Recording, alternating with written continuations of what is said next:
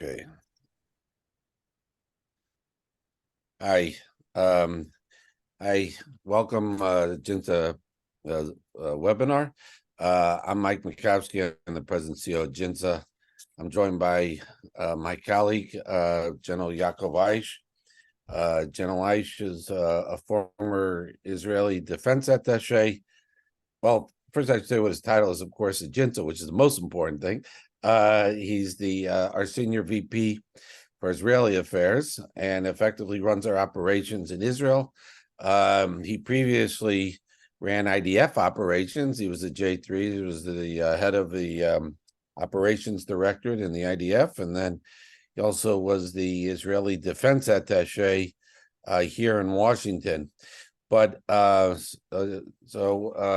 we're doing, while we're going to talk about the military dimension in a few minutes, but we thought I thought we'd do some a little different than we have in some of our other webinars, which generally focus just on the military elements of the war, which is to focus on, to talk about, given what ICE has been doing in the last 10 days, I think, or so. ICE will explain, General ICE will explain.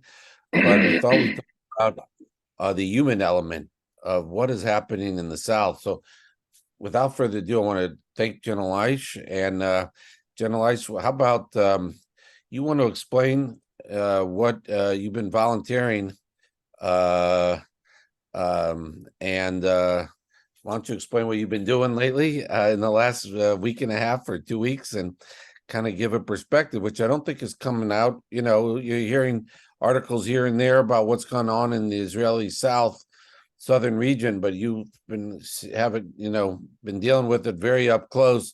I think it would be important to explain to the audience of what's happening to people in the South and the challenges since the war began. Mike, thank you for having me. For those who are following our webinars or conversations or publications, we tend to speak about national security issues and military issues and strategic issues. We don't cover civilian issues. And when we speak specifically about the challenges Israel is facing in the north or in the south, we tend, to speak about the military and the strategic aspects. Today, we are going to speak about the impact of the horrific attack conducted by Hamas in October 7th.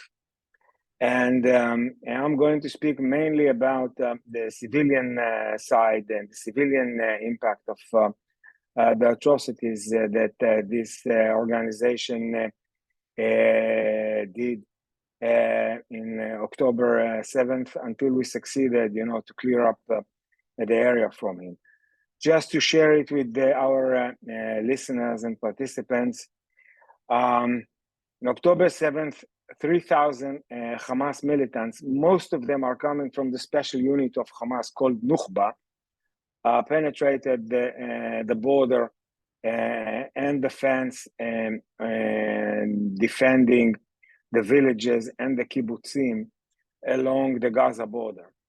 3,000 terrorists, most of them by foot, some of them on bikes, some of them on pickups, some of them in the first wave, some of them in the second wave, went into very specific mission into the kibbutzim and the villages along the border, and a huge party that youngsters were celebrating near the border, what we call a nature party, music, alcohol, and stuff like that.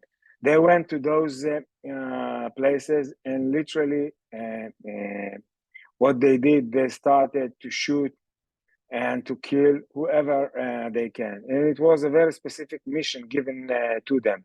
We know that, by the way, because that's the type of order that was written for them, that we found in some of their pockets. And as an evidence to what they did, some of them were wearing a GoPro camera on their helmets. And you can see via those cameras from the terrorists that we killed, exactly what they did, and I don't want to share the atrocities with our participants. But this is stuff that we cannot imagine. The last time that the Jewish people faced something like that was in the Second World War, in the Holocaust, and nothing even similar to what we thought we will see in our life. They came to the rave, where people were celebrating, surrounded them and started literally to shoot. And I don't want to describe what they did with the bodies. I don't want to describe what they did with those who were killed in cars. They literally, burned them and butchered them, etc., etc. That's what they did in the kibbutzim. Later, they found that in some of the houses, people are hiding in the shelters and they are locked in their shelters. So they decided to burn the house. They took tires into the house and started to burn the houses with those who are inside. And due to that, they burn factories, they steal whatever they can. And I'm talking about vehicles, tractors, or whatever, from those kibbutzim and villages, and they took it into Gaza. And the most important thing, after they did what they did, they abducted, elderly, whoever they can, babies, kids, and I'm talking, about more than 33 kids that were abducted into Gaza. Elderly people, I'm talking about the age of 60, 70, 80, 85. Those who were released yesterday, too, at the age of 85. They took them into Gaza in order, to bargain with us. This is, an organization, I tend to call it Hamasis, because Hamas is ISIS, because they have adopted, the doctrine of ISIS, and that's exactly what they did here. We, due to that, have until now more than 1,400 people that were killed, thousands that were injured.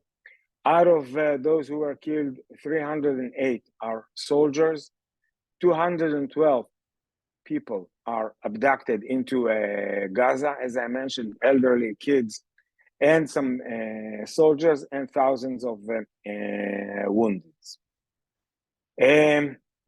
The government, I won't describe what the IDF did, but obviously what the IDF did, they mobilized as fast as they can forces in order to try and to clear up and to defend those kibbutzim and villages. And I didn't mention they've also penetrated the city of Sderot. This is a small city with 30,000 residents, and they succeeded to reach the police station and to penetrate into it with RPG missiles and machine guns. And later on, they were killed, and the whole police station was collapsed on them.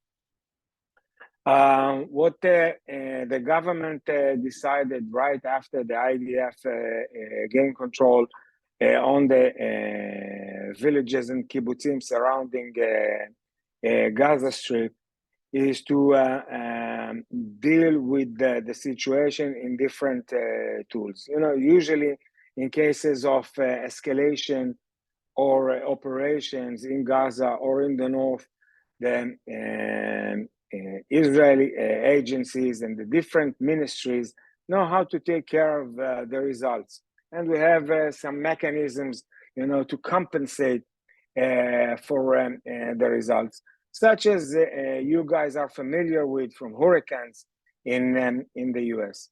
However, in this case, due to the horrific, I would say, effect of this attack on houses, on industry, on agriculture, on kibbutzim, on communities, the prime minister and the government decided to build immediately a different mechanism in order to be able to rebuild those kibbutzim and villages, and to help those communities as fast as we can in tools which are fast, which are able to avoid bureaucracy. And for that, I was called, by the way, it caught me in the US. I was called to come and to help the head of the Atomic Energy Committee, who was appointed for that mission, in order to build that organization and to start and to work immediately in order to rebuild these communities and these villages and these kibbutzim. And the issue is very complicated, because if you want to help and to help fast, first of all, you have to deal with the mental effect, you know, the trauma that these communities faced over there, not to mention the distrust that you are facing due to the fact that we failed, you know, to protect them. And maybe it's not the time to elaborate. You are talking here about, you know, the collapse of all lines of defense that we usually build in order to defend our people in the north, in the south, and elsewhere. I'm talking about the intelligence. I'm talking about the operational system. I'm talking about the concept. We literally failed in doing that. The only line of defense that succeeded in this case is, you know, we have in every village a small squad of civilians that are equipped, you know, with basic gear and a rifle. So in certain kibbutzim and villages that the terrorists didn't succeed to do what they have planned, was due to the fact that a small squad of 3, 4, 6, or 8 fought with them, killed them. Some of them obviously were killed by those who were trying to penetrate, but they blocked them, they delayed them, and with that they allowed, you know, the police and the military, you know, to gain some forces and to come to clear up those kibbutzim and villages. So the government decided, due to the significant and severe attack on those villages, to build this mechanism. And for that, the government passed a special resolution with a special budget, and we established that mechanism that have, I would say, special capabilities and special authorities to come with immediate solutions. We are working, you know, as for now, for 16,000 residents that were uprooted from their houses. Quite a lot of them cannot go back to their houses right now, because we are talking about a war zone. You know, there is a war going on, even if the ground offensive didn't start yet. Most of those villages and kibbutzim at the moment are areas where the military is fully deployed, ready to go into Gaza. Meanwhile, you know, there is the air attack, the air campaign preparing Gaza for the ground offensive. Not to mention the fact that Hamas is still launching, you know, towards the villages surrounding Gaza, the cities like Ashkelon and Ashdod. And if I can share with you a map, I'll just show you the effect or the impact that these rockets have. We are talking about rockets that are reaching the line of Tel Aviv, Ra'anana, and elsewhere. And it is an ongoing war at the moment. And maybe later on I'll speak about the challenges that we are having in the north. At the same time, we have to take care of those who were uprooted from their houses, to give them an immediate solution for them and their families. Bear in mind that more than 300 houses were burned, and, you know, they won't be able to go back. They left those kibbutzim and villages without their personal belonging. So we have to compensate on that without their cars. You know, the terrorists who came in started to steal. So they steal credit cards, passports, ID cards. And by that, they started to use them. You know, somehow someone who is hiding in his shelter, getting a call from the bank, hey, there is here shopping that someone is trying to do in Egypt. Are you authorizing it? And suddenly your bank account is blocked. So at the day after we cleared up the area, they didn't have, you know, the basics, you know, to manage their families. Not to mention those communities who are living as a community, relying on each other, and basically need this immediate needs. So we are covering them from all those aspects, and for that, all the different ministries are subjected to us with quick lines, less bureaucracy, and we are coming with the plan for, you know, the immediate solutions, the interim solutions, and the long-term solutions. And maybe later I'll say a word about it. We are not just going to rebuild their houses, not just to rebuild those communities. You know, we are going to make it as, you know, flourishing as we can towards the future. But let me ask you, thanks, Aish, for that overview. Let me ask you, I bet a lot of people, I know I hadn't realized what you were saying about credit cards and banks and cars and all these things that, you know, even if people survive, they're going to have to try to put their lives back together. So how many people have been displaced in the South, roughly, you said? Okay, from the South, from this area specifically, 16,000. And due to the war between us and Hamas, and due to the escalation in the north, totally from the north and from the south, all over Israel, we are talking about more than 300,000 residents that were, you know, uprooted or displaced from their houses. And right now, we are finding for them interim solutions. Most of them are in hotels. You know, you can find them all over, in Eilat, in hotels in the Dead Sea, in Tel Aviv, and elsewhere. This is for two reasons. First and foremost, you know, to make sure that they are secure, because the threat is not only in the south, but also in the north. And when we are talking about the capabilities of Hezbollah to duplicate what we have seen in October 7th, their capabilities are 10 times stronger from Hamas. Have there been numbers put out about the economic impact of, you know, obviously the focus, rightly so, has been how many killed, how many abducted, how many wounded. Okay. Barbarian.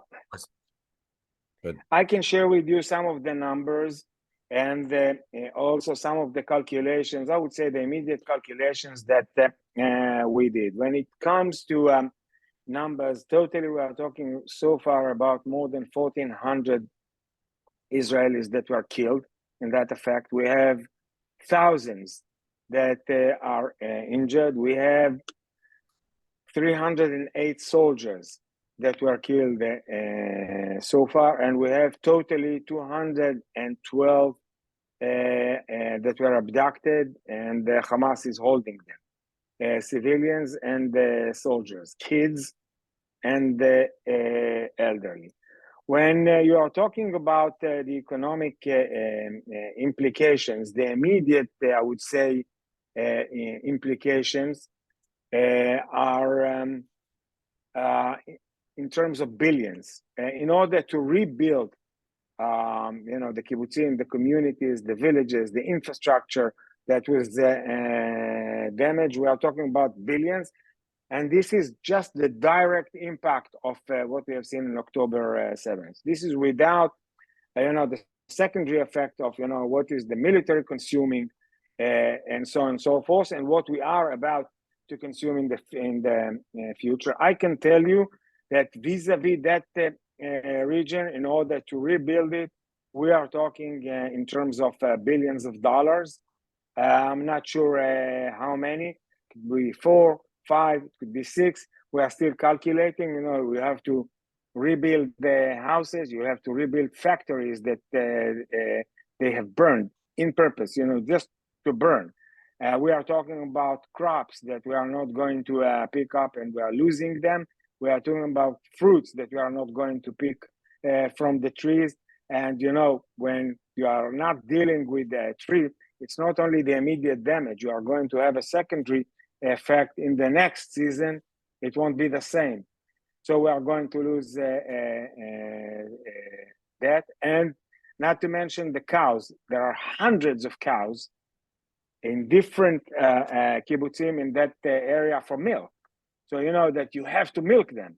Now, bear in mind that the whole community either killed, left, or displaced, and now someone have to take care of this cattle. What you are going to do with them? And I don't want to drag you into all the nitty-gritty, but the impact is devastating. You know what you are going to do with them.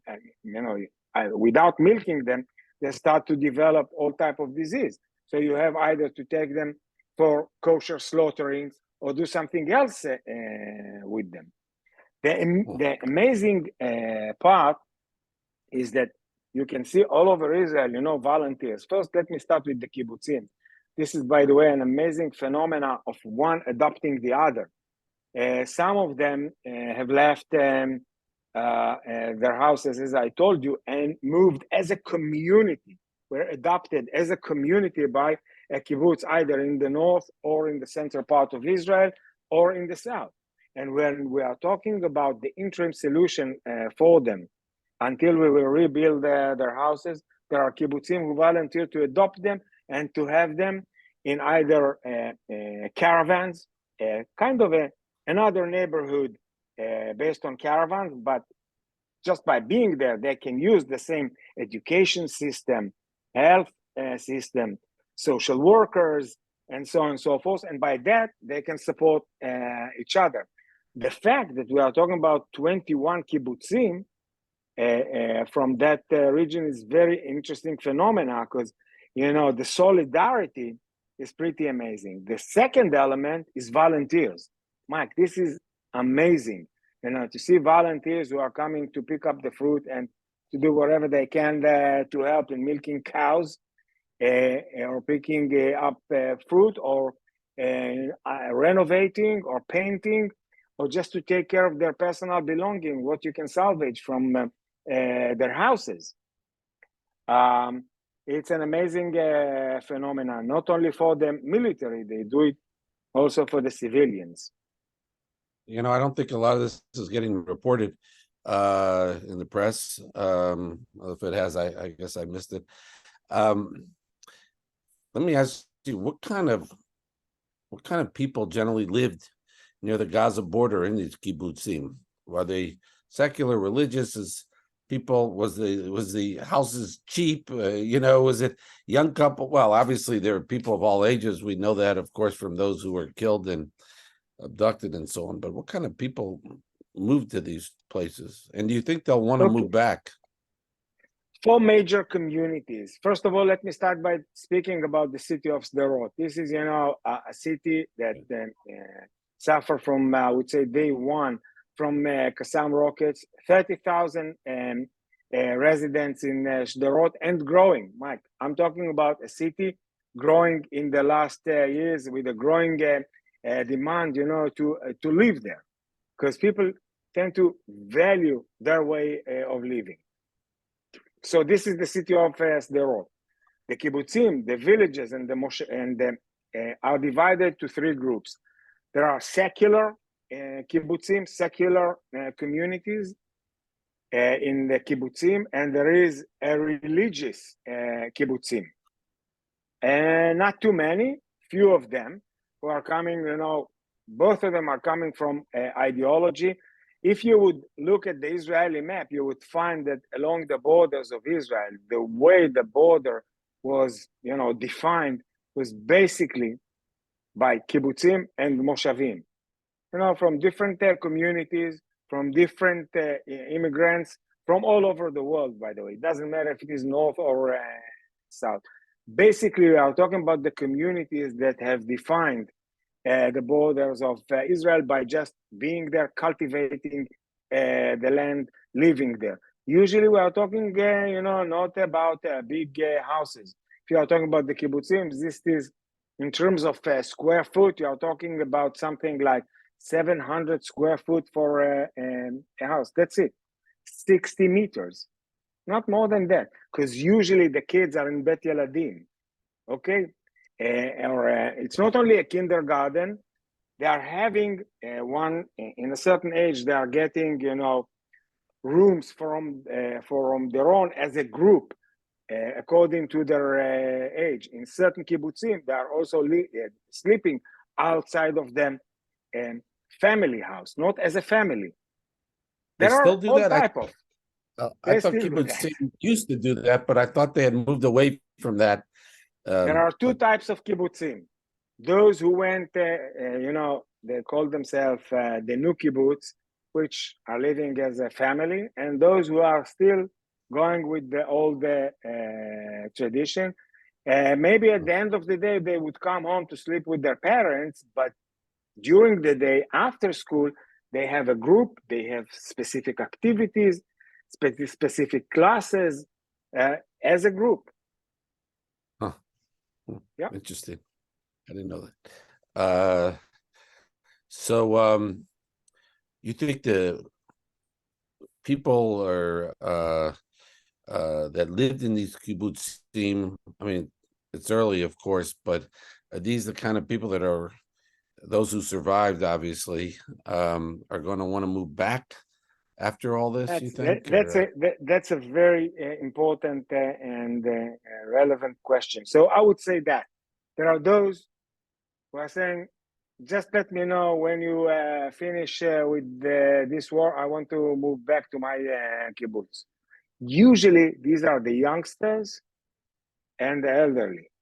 Okay, these two groups immediately saying, this is my home. I'm not going to give up. I'm going to be back. Leave us for a second aside certain exceptions that might need more time and they want, to refresh and they want, to be with, I don't know, their friends or family in the middle of Israel. There is a group saying, don't call me. I'm not going to move back unless you are going to eliminate Hamas. When you are rebuilding my house, don't build me a shelter. I don't need a shelter because there will be no Hamas and no threat. That's what they are telling us. Call us when you are ready and there is no threat. And they are serious about that. And there are those who needs time. It's a trauma. It's not a post-trauma. They are in trauma. There are those who are still burying their friends and family. Still. Yeah. I was in a few funerals. One of my subordinates as a J3, his son was killed in Kfar Aza. And I went to the funeral. They couldn't bury him, excuse me for describing it, in Kfar Aza because it's a war zone and they cannot gather for the funeral ceremony. So they bury him in a coffin, that we don't bury in coffins, just to allow later the ability to move him from the current place to the permanent grave. So even the most simple and basic needs have to be considered here due to the, extreme, I would say, and unique circumstances. Oh, obviously, I But guess. we will build it, Mike. We will build it, and we are not aiming to build it as it was. It's going to be a very, very attractive region. I don't know if it's going to be, I don't want to use high words, Tuscany or Napa, but we are aiming to allow them, to be a very attractive region for young couples, for families. It's a beautiful region, right? With amazing agriculture, very unique and advanced industry, small and big industry. And it's going to be a magnet, for a lot of people in Israel, if we will build it in the right way, in one way, and if we will be able to, build the trust that was ruined and to provide them security. As it is, By the way, it's on that, I guess obviously there's going to be time for lessons learned and investigations, and where some of these kibbutzim, the way they were set up, you hear these heroic stories of some people, that have put together, that responded very quickly, were able to save the area and hold off the terrorists, and then of course in so many other cases where that did not happen. And then you wonder how these kibbutzim could be better protected. I guess one thing on the military side in the region, and I know we're waiting to see what happens with whether, if and when there'd be a ground incursion in the south, but it seems like there's been discussion about a buffer zone. Is that right in Gaza, that Israel, so what do you? exactly. The IDF is talking about two elements. One is to eliminate Hamas, and the second is to create a buffer zone between the current fence, the current border into Gaza. Obviously, what they did before we started to build a buffer zone, they used it in order to prepare themselves for that attack. And they use kids and youngsters, to approach the fence and to implant IEDs and all type of charges in order to be ready to penetrate the fence that we built. They were doing reconnaissance mission like they are shepherds along that fence in order to gather intelligence and take photos in order to be ready. We're not going to allow it again. That's why we are talking here about very clear buffer zones surrounding Gaza. But everything starts, with the eliminating of Hamas, its infrastructure, its leaders. We are already doing it. Today we killed 5 of their leaders. One who was the leading leader in one of the attacks on one of the kibbutzim. We have their names, and we are going to hunt them. Like you guys did with Bin Laden and the others.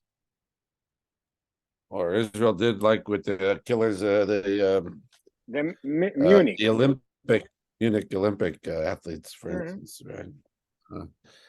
One thing, and I know I do want to ask on maybe 1 or 2 more questions about this on the military side. I'm curious, look, you were J3, you're head of operations. I know the Air Force, of course, has been pounding Gaza since October 7th. One of the things, I had a meeting today with a member of Congress who raised this to me, and he's a vet, and he said, it's not exactly, hearing people. There's been reports that the U.S., is sending some senior U.S. officers, the experience and with either ISIS or Fallujah and things like that. And even he said to me, he says, Gaza is not Fallujah and Afghanistan, and their differences. And I wonder how you think, based on what your understanding is,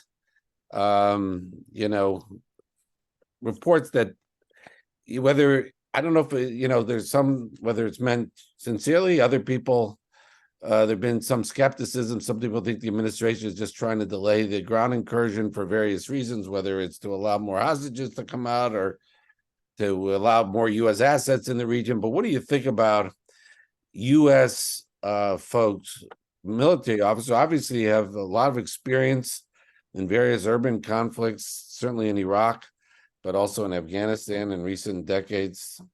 You think they have? Is this of course, but so Israel also has a lot of experience in these things. I wonder how you think the U.S. officers have something to add to this, or you think Israel's been pretty experienced in urban warfare and dealing with Gaza, and it's a completely different ball. what American military has had to deal with in recently. However challenging the American military, is challenging area environments. The American military has had to engage, engage in. Still, this is different. Those who are following our publications knows that we were one of the first organizations to write about the need of Israel to be moved from EUCOM, European Command, to CENTCOM. Yeah. And it was right after the Abraham Accord, the agreement was signed. Since then, relations between the IDF and CENTCOM moved very fast, and they are very close. In fact, in the last few weeks, I can tell you, and before, that we are talking about communication and connections on a daily basis. And you can see the number of visits of General Kurila to Israel. You can see the number of visits of Israeli generals to other, I would say, US military HQs. The reason why I'm starting with that, because there is a very, very close coordination between Israel and CENTCOM. And for those who are asking why, it's not only because of Hamas. It's because of challenges, different challenges in the region. And just by mentioning, what is going on in Syria, today from Syria, they have launched rockets towards the Golan Heights. I started by saying that in the north, Hezbollah is trying to challenge us. And today we eliminated 5 anti-tank Hezbollah squads. And a few days ago, rockets and cruise missiles were launched by the Houthis from Yemen towards Israel. They were intercepted by American ship, and Early Burke intercepted them on their way to Israel. In order to be able to do that, there is only one way: very, very close coordination. Let me add on it something from my experience as a defense attaché in 2014 during the Operation Protective Edge.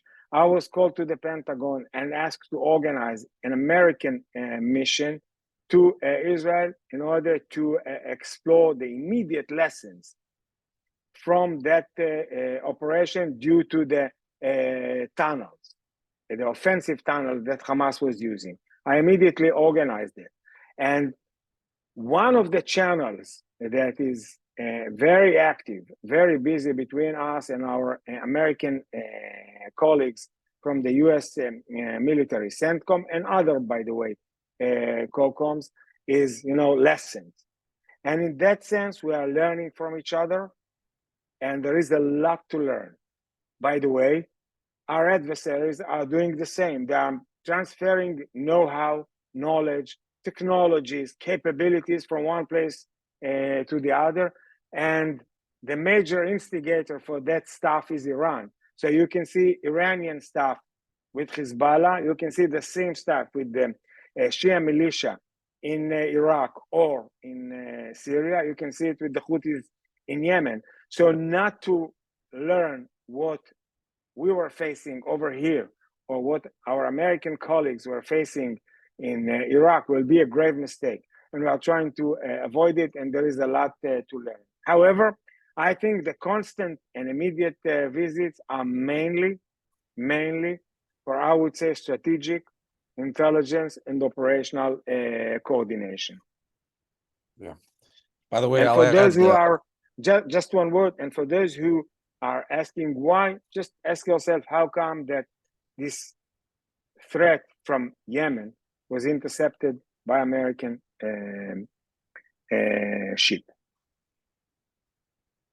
By the way, you're right. Jinsa was the only organization I'm aware of that actually did propose since 2018, Israel being put in under Central Command's area of responsibility, AOR. And then after the Abraham Accords, we made a renewed push because we thought that was the next step. And I mean, I know whenever I meet an IDF, a senior IDF officer in the last couple of years, I ask them, how's that relationship going? They tell me it's a game changer. That it's completely changed the relationship. That Israel had a great relationship with EUCOM, with the European Command, but it's completely different now because basically your area of responsibility is pretty much the same as CENTCOM's, and both very focused on Iran. And also I'm sorry, I'll say this about the organization. We also did as you recall, we put together a group of retired American generals after 2014 to get a lessons learned for the U.S. of Operation Protective Edge. And we briefed a lot of U.S. military folks and folks in Congress and so on that. And we've done other Gaza assessments after, since unfortunately there have been several of these kind of operations to assess over the years, unfortunately. I know I want to conclude. I guess, General Isai, if there's one last thing to get back to the folks, the challenges that people in the South face. I guess, one thing, the numbers going back, you said, if you talk about the South and the North, the displacement of 300,000 Israelis out of a population of 9 million is really significant. I guess, how long is that? Has that been anything like that before in Israel's history? No. And I guess, how long could you displace families? I guess as long as a war is going on, and they're trying to minimize, obviously, but it just seems like a significant percentage of the population for an advanced economy like it. Yeah. It has a lot of impact on the Israeli society, on the Israeli economy, but the alternative is worse. So it was a very tough decision for the government, for the cabinet, for the military to recommend.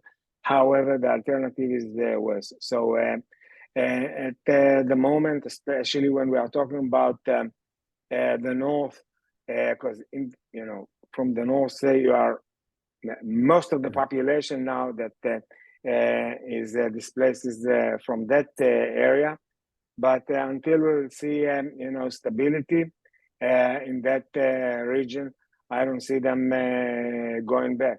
That's why I think things have to be, I would say, solved as fast as we can, and that's why we have to move so fast.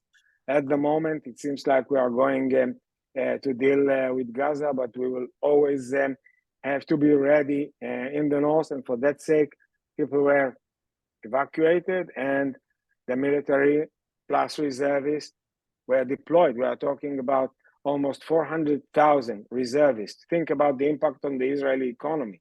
Youngsters, students and high tech or whatever, who were called for the front and for the home front, because when you are activating and mobilizing those units, it's not only for the front, it's for the whole supply chain until the cities and the home front, because you have to give answer and services in crisis time for those cities as well. So that's what they are doing.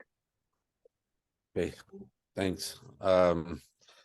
It's a tremendous amount of upheaval that Israel is obviously having to deal with. I don't think the displacement of Israeli civilians has been reported as much, and I think the magnitude it's obviously very significant. I think it's very helpful, generalized for by the way, I notice I'll just I see we have just a few questions. Maybe I'll just ask you one or two and then we'll conclude. But let me ask you one on the last point, particularly how, like you said that there are people in the South that won't go back till Hamas is eliminated. I guess the same question could be asked: how many in the North, after they've moved, are going to go back while Hezbollah is still there? It hasn't really been clarified what Israel, what's going to happen. Obviously, Israel's trying to avoid a two-front war right now. But, do you think some people might not want to go back and unless Hezbollah is eliminated? It's always a possibility, but I would mention the fact that, to their credit, for residents at the North as it is in the South, they were, there is a very close touch and connection between the IDF and the residents in that area. And they know exactly what type of threat is right behind the fence. There are certain moshavim and kibbutzim and villages right on the fence. You were there with me many times. We were there together. You know that we are cultivating until the last inch the land. And people are living there for many years. This is us. This is our way to show and to exercise our sovereignty. And I must admit that, we might see exceptions here and there, but, the majority are very keen to move back to their houses. Our job, the military job, is, to make sure that they are secure. We have another question, and I'm sorry, I was so focused on what you were saying, I actually didn't look at the Q&A like I should. I normally would, but does someone also ask about students at universities, Tel Aviv, Hebrew, Okay, U, universities. You know that two of my sons are students, and reservists, and one of them is in the front. Students are going to be back in university right now, as for now, in December. They might postpone that as well, by the way. Most of them were called to their reserve unit or some other position, and that's what they are doing. As many others, as people who are managing a business or high tech or whatever. This is the situation when you are mobilizing a reserve. One final question, and I guess this is an appropriate way to end more, is one questioner said, what is the idea of waiting for?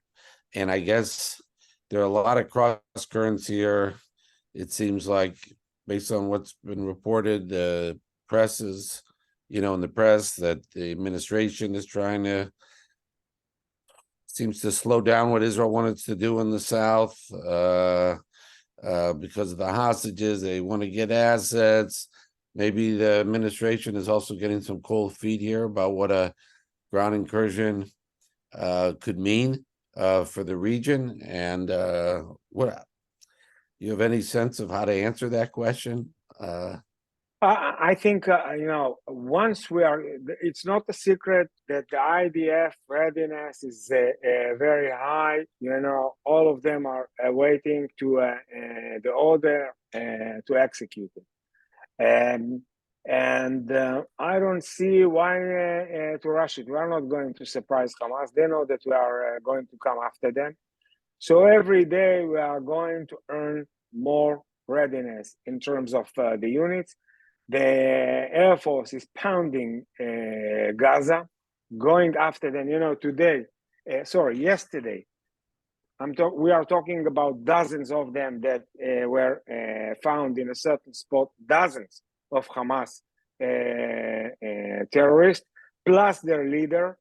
I don't want to say the exact number in this medium. And they were intercepted by the Air Force and killed. So every day we are getting more targets attacked, and we are trying to evacuate the population south to the Gaza River in order to allow us to go into Gaza city and clear it, because most of their HQs are either under hospitals in Gaza, under Shifa, etc., and under highly sensitive buildings. It could be a mosque or an UNRWA site or something like that.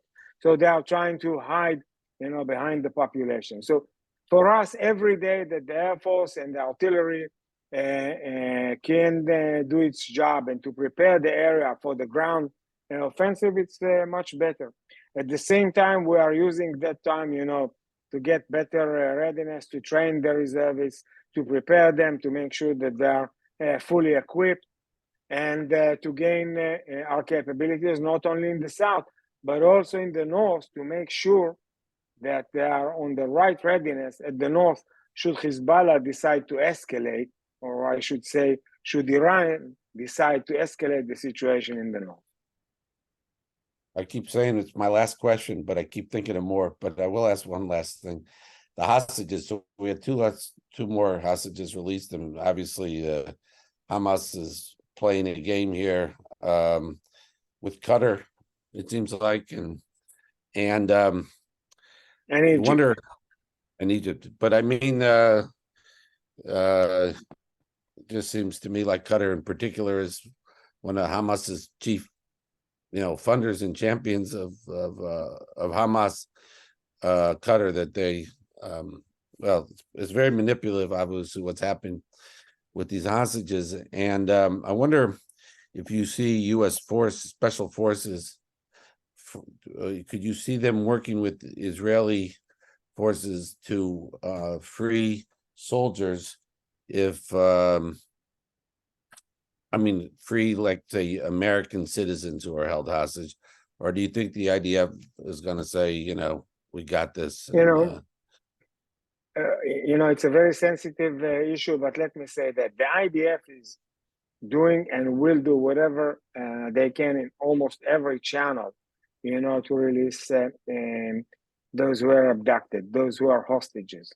It's not a secret. This is a very strong and basic, I would say, belief in the IDF.